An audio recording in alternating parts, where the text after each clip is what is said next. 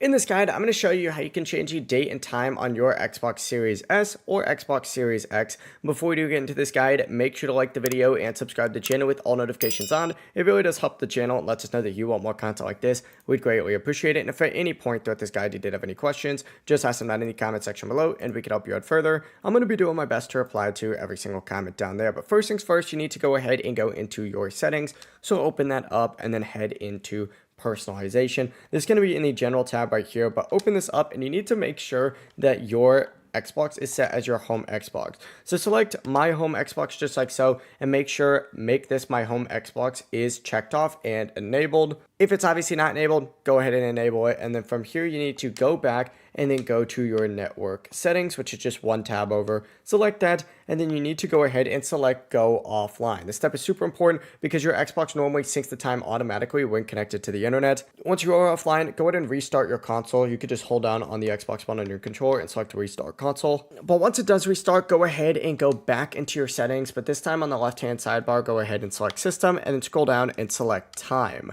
Once you're in time, you should now see the option to manually adjust it just like so. Go ahead and adjust it and set it to whatever you like. And then from here, just keep in mind, once you do most likely reconnect to the internet, it's going to most likely automatically sync back up to the correct time just based on your region. If you guys did have any questions, just ask them down in the comment section below and we can help you out further. I'm going to be doing my best to reply to every single comment down there. Before you do leave this guide though, make sure to like the video and subscribe to the channel with all notifications on. It really does help us out. Let us know that you want more content like this. We'd greatly appreciate it. Have a great rest of your day though.